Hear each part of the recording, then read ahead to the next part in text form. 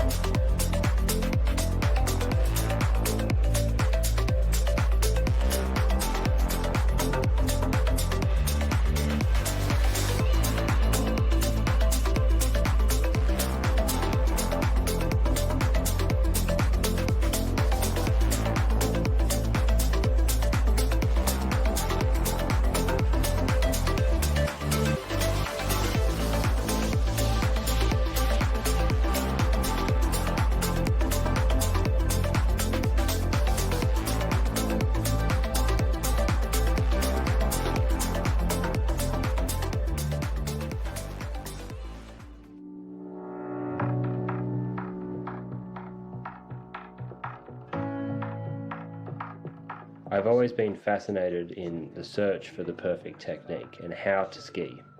And over the years, I've done a lot of research on how to improve my technique the best. And the things that I've understood over the last few years is not about thinking about the techniques that make you ski good, but taking away the techniques or the movements that make you ski bad. In my opinion, these are things that block the movement of the joints. And these blocking movements of the joints don't allow people to achieve the desired ski performance. And so I found a way in which I can define these things, and they are in 3 fundamental movements. These 3 fundamental movements allow skiers, and also myself, to ski in a natural way with less fatigue and a lot of fun, but most of all, safely.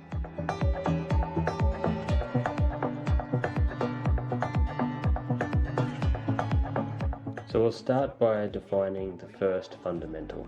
The first fundamental is called follow your skis. So staying square with your skis and staying aligned with your skis. And where does this come from?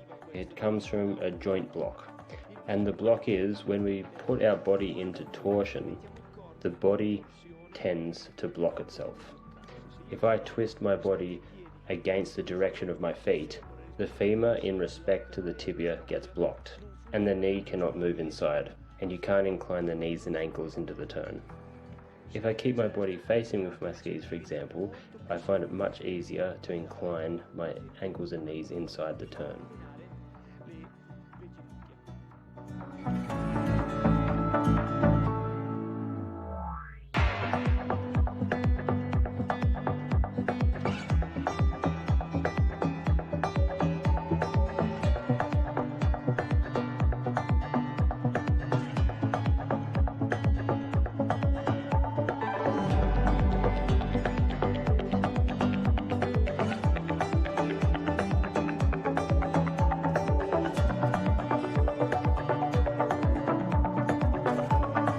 So, what do we have to do? We always have to remain square with the skis. And how do we do this? One of the most important things to start skiing is to put your skis on the edge and give them a little bit of inclination.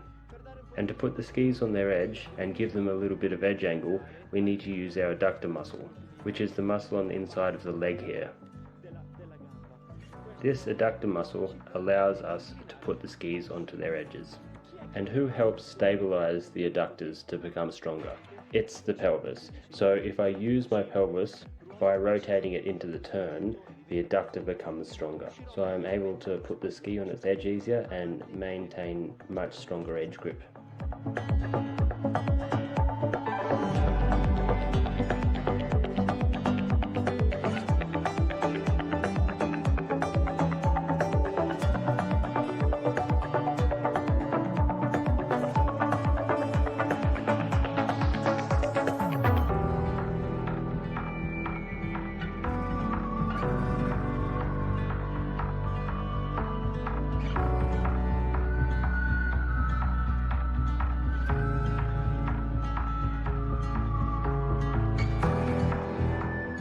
There is a problem though, because people tend to not have as much awareness with their pelvis.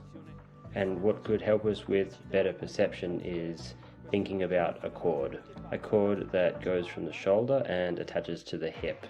And if I keep this cord in tension, so I'm able to rotate my pelvis better, and therefore my adductor engages better. And I'm better able to keep it on its edge, cutting in the snow. So here I am trying to follow my skis and always trying to follow the direction of the turn. And this allows me to start the turn and maintain the edge.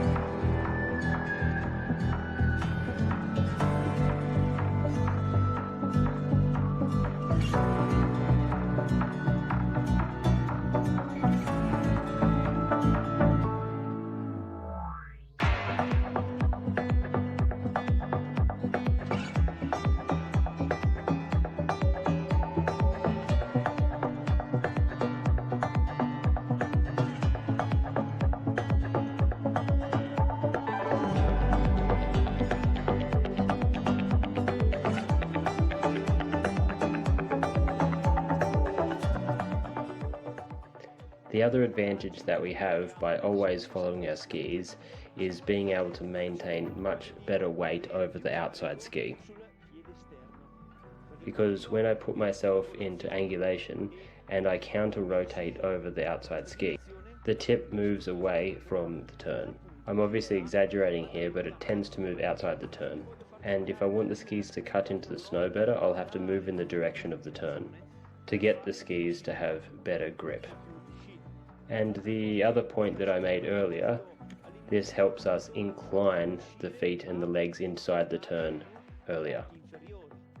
Another advantage of this is if I remain aligned like this, I use much less energy. And if I counter rotate over my outside ski, imagining I have a weight on my shoulders, I would have a hard time dealing with this load, but if I remain facing with the skis, I can resist the weight much easier. And speaking of safety, there are two key points. The first safety point is for the joints and the body. If I ski in torsion like this, I'll have a bad back, bad knees and sore muscles. Whereas if I remain aligned facing with the skis, I don't.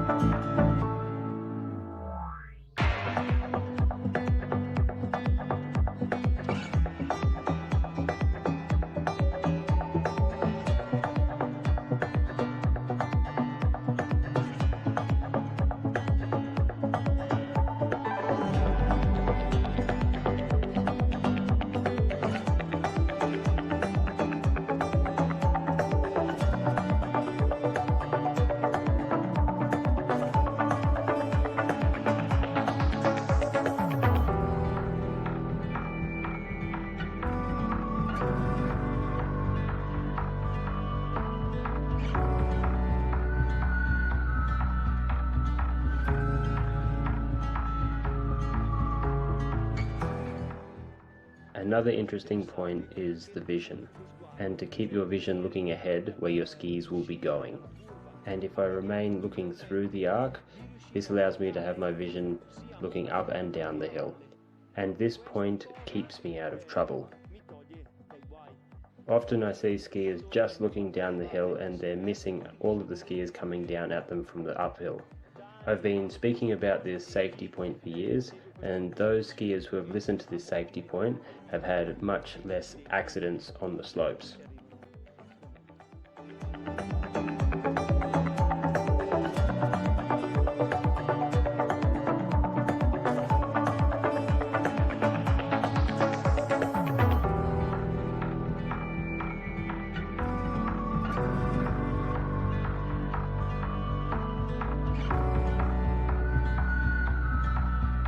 So that was the first fundamental concept. Always follow your skis, for all the reasons that I just explained.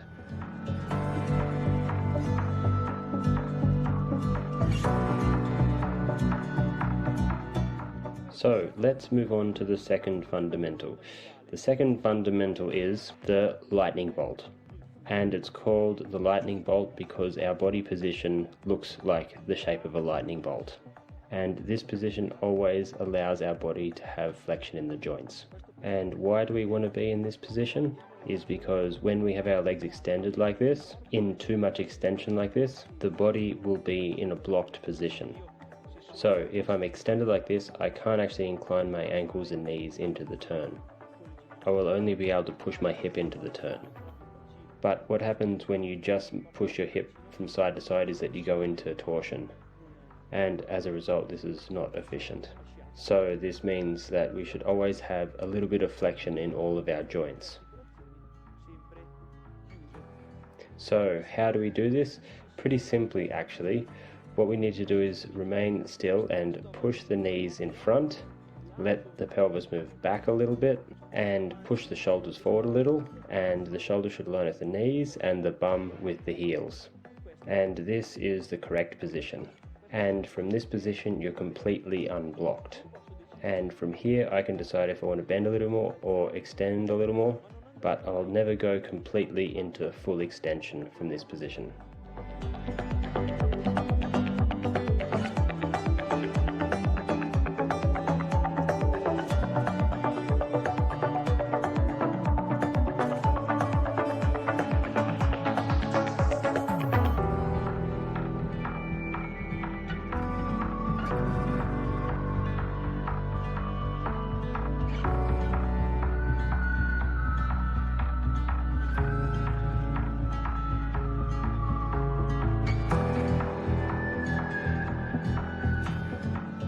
A mistake, for example, could be this position here, with the ankle really open like this, and this puts us into a blocked position. and this doesn't allow us to ski in a correct way.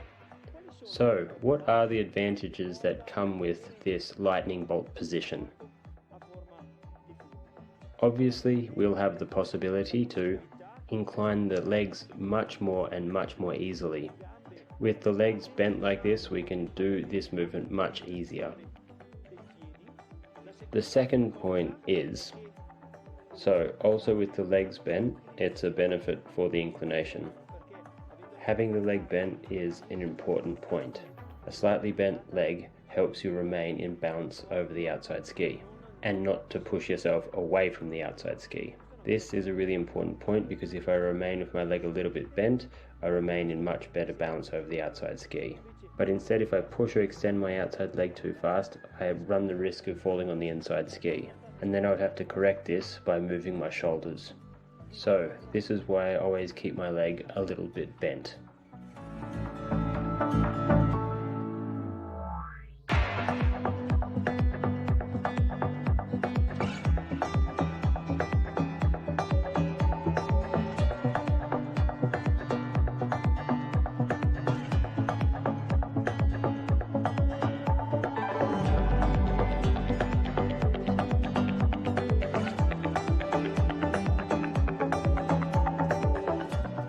Another advantage is that magically, while I'm inclining the skis always remain parallel.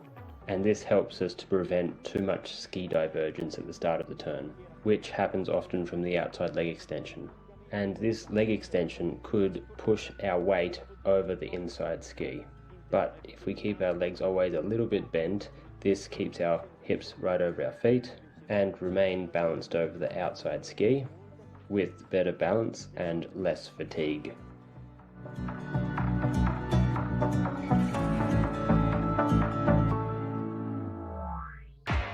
The third fundamental is about our upper body. What's the block from our upper body? Often I see skiers who tend to incline the shoulders one way or the other way, which usually means to me that they are making a compensation move. Which is okay, but a problem arises from this. By moving my shoulders laterally like this, often people think that it's moving their center of mass over the outside ski. And you don't realize by bringing your weight over the outside ski like this, it brings your hips too far inside the turn and you can lose your outside ski. But instead, if I remain facing with the skis and straight with my shoulders and only incline my ankles, knees and legs, but also I can move my hip inside a little bit too, this makes everything work better. So what is the block? The block is moving the hip in and compensating with the shoulders and then falling onto the inside ski as a result.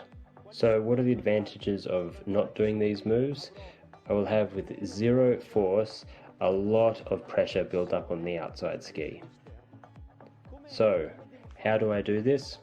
When I'm inclining, I let the ankles and knees move in, I let the hip move to the inside a little, but I try and leave the zipper of the jacket straight, so I don't angulate to the right or tip into the left. Because to the left, I'll lose my balance, and to the right, I'll create a block. So I move into the turn just remaining aligned with the zipper, with the shoulders, keeping the shoulders somewhat parallel. And like this, I'll have a lot of weight on my outside ski without using much energy, and I don't have the need to put my shoulder over the outside ski.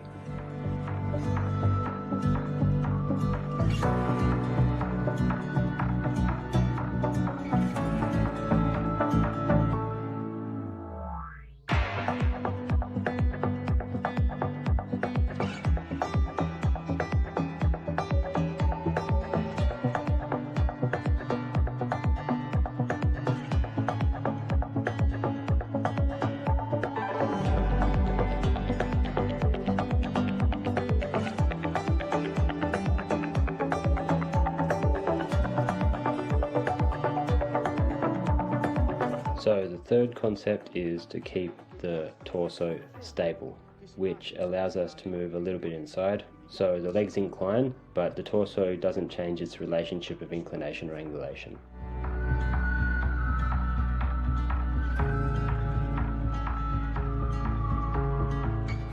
There are some certain exercises that can be useful to go work on these three fundamentals. So starting from the first one, which is the body should always follow the skis, my first bit of advice would be to try and do some slow carved turns. Obviously not too fast, otherwise we won't be able to stay on our feet. So in the carved turns we have to try and think to remain completely square with the skis. And by staying square we need to think about the concept of the chord. Where as the shoulder turns a little bit, it brings the hip around and also activates the adductor right at the initiation of the turn. And this is an exercise that works straight off the bat.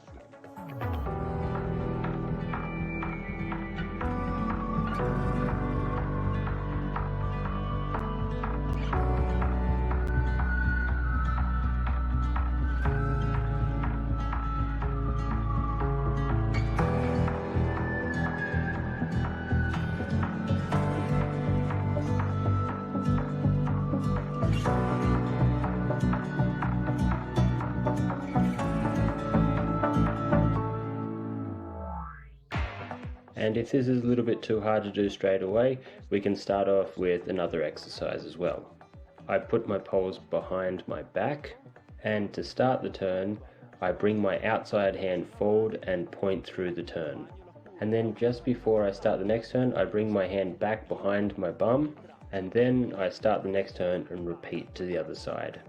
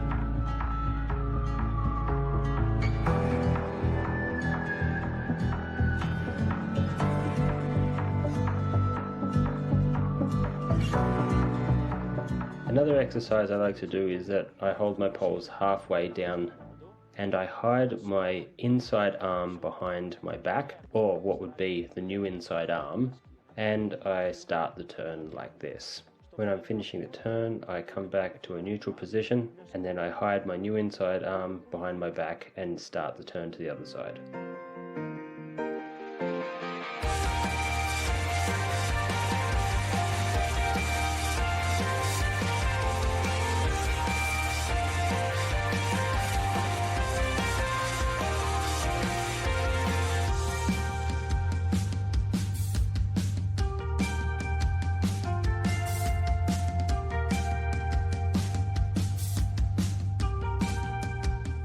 Another exercise I like to do while I'm skiing through a turn is point my nose. Why am I saying point the nose and not the eyes? Because the eyes can turn and you might not actually turn your head. Instead, if I turn and point my nose and anticipate the turn, this will turn my head and slightly turn my shoulders into the turn, and this helps the body stay square with the skis and completely unblocked.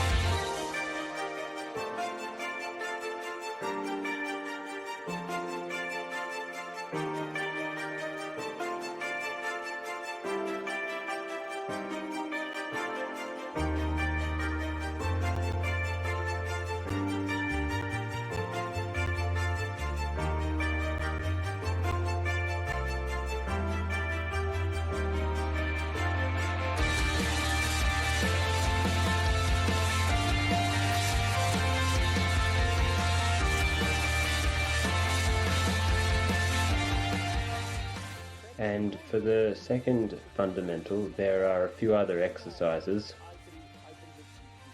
I always happen to leave my outside ski behind me. So an exercise that I like to do that's very simple and very easy to understand is lifting up my inside ski. We can make it a bit more interesting as well. While lifting up the inside ski, we can try and tip over the inside leg as well. Also, we need to leave the tip of the ski touching the snow.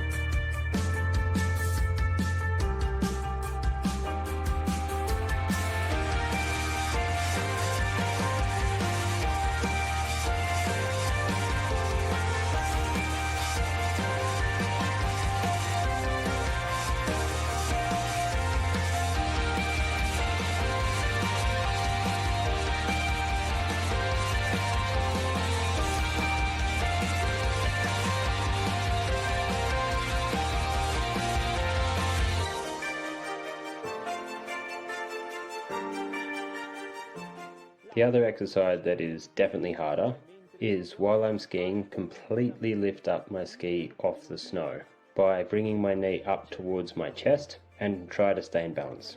And to stay in balance, I have to remain in the position of the lightning bolt. As you can see here, the knee forward, the hip back a little bit, and the shoulders forward. It'll be impossible to stay in balance if we push and extend the outside leg. And these are two exercises and bits of advice that I like to use when doing the second fundamental, and it helps me ski much better.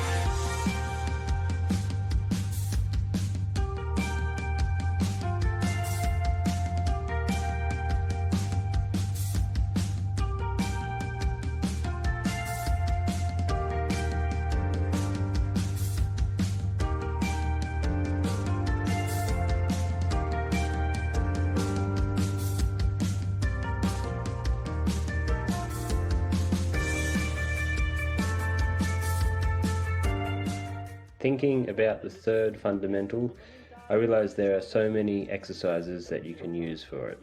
The easiest one for me is to keep both of my pole tips touching the snow, constantly throughout the turns, and this allows me to feel if my shoulders are parallel with the terrain.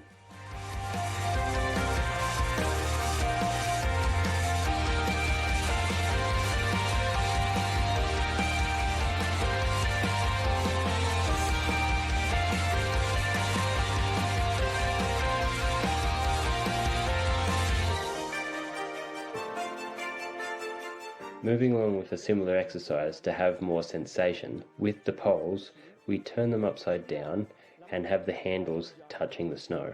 And by dragging the handles of the poles, it gives you a much better sensation of your hand position and also your shoulder position.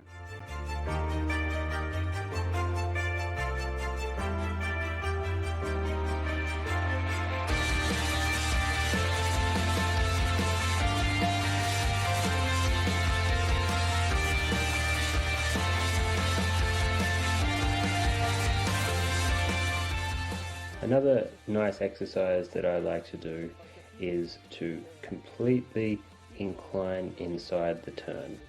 I try and avoid any angulation, and just by inclining everything inside, you can see that you can actually make turns, remaining completely aligned.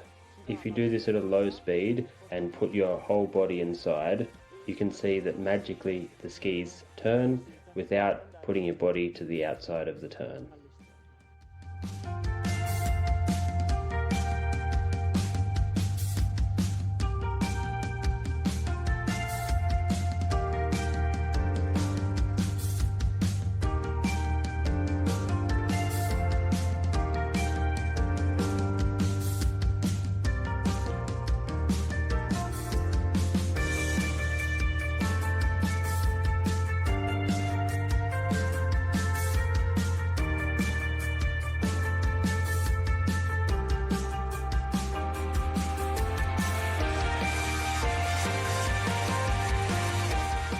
And to finish, there are a few really fun exercises that you can try. You can start by thinking about bringing the inside hand down towards the snow to touch it. To start off, you should go slow and lightly brush your hand across the snow with the poles in your hand from one turn to the other. And then after that, you should take away your poles to do some fun carving, and then try and lay down into the turn by touching your inside hand down to the snow and then into the next turn.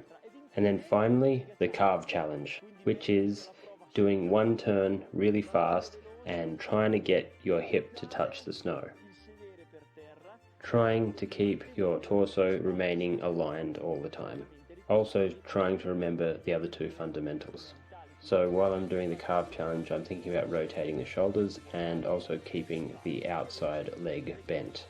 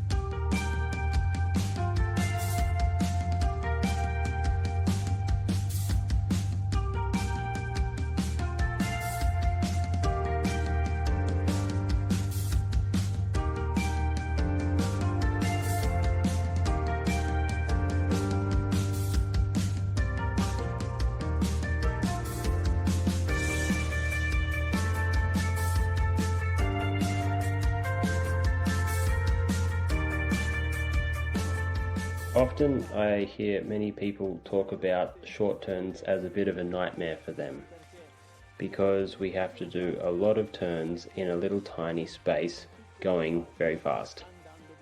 Also while skiing very steep terrain.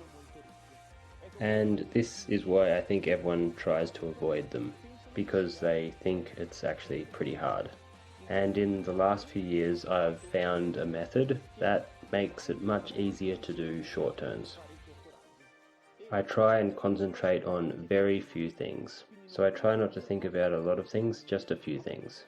So the first thing I think about is, which is what we talked about before, always having the legs flexed. Why do we want the legs always flexed? Because the knees move faster in this position. And above all, I can rotate just the tibia in a very fast manner. Instead, if I keep my leg very long, I'll have to rotate the whole body and everything, and this will become very slow. So the first thought is to keep my legs flexed.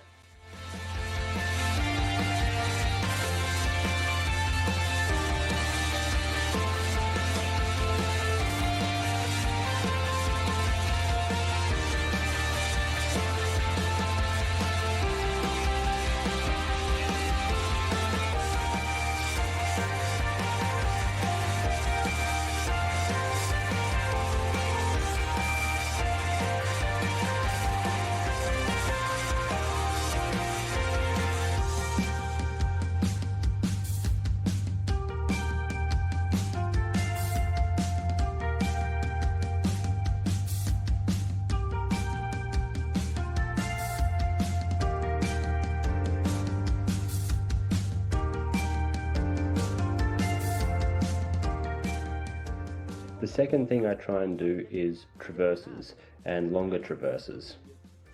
I remain in the corridor I want to be, and I don't think about turning, but I think about doing traverses with a very fast little turn to connect traverses. How do I do the little fast turn? Simply by rotating the tips of the skis, so rotating the tibia, and this makes me move my tips of my toes and the tips of my skis in the direction of the other traverse. How much I need to rotate the skis to maintain a good rhythm. To keep it simple, on a normal slope, I aim for 45 degrees across the hill. Obviously, if it gets steep, I have to turn them more, and the flatter the run, the less I turn them across the hill. But the idea is to do a traverse across the hill at around 45 degrees, and then turn the tips. Traverse, turn the tips, traverse, turn the tips.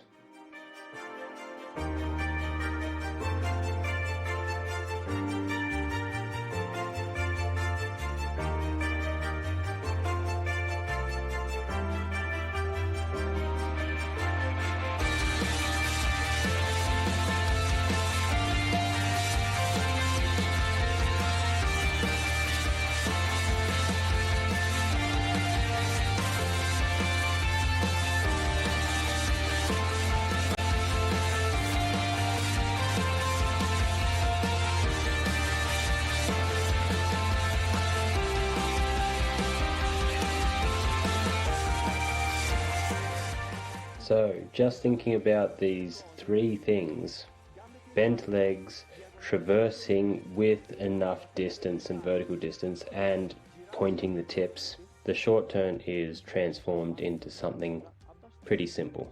Obviously much simpler than thinking of a high rhythm and keeping your body facing down the hill, and doing a lot of turns.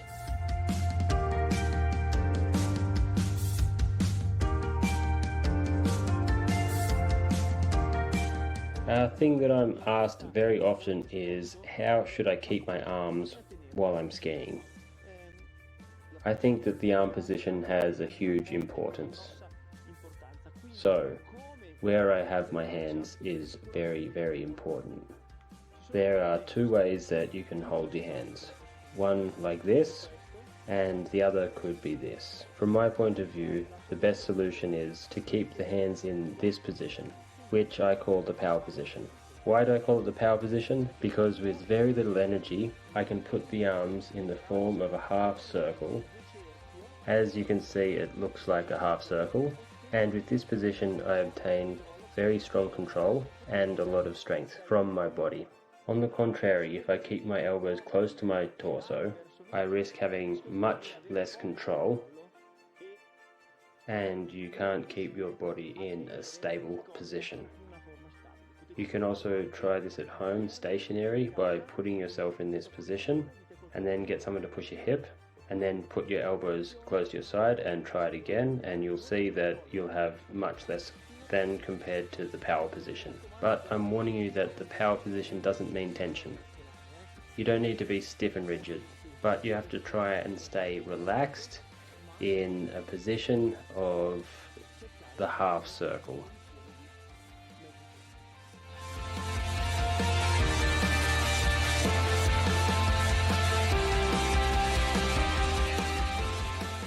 So here we are at the end, and I really hope that these fundamentals and these exercises are very easy to understand and also easy to do.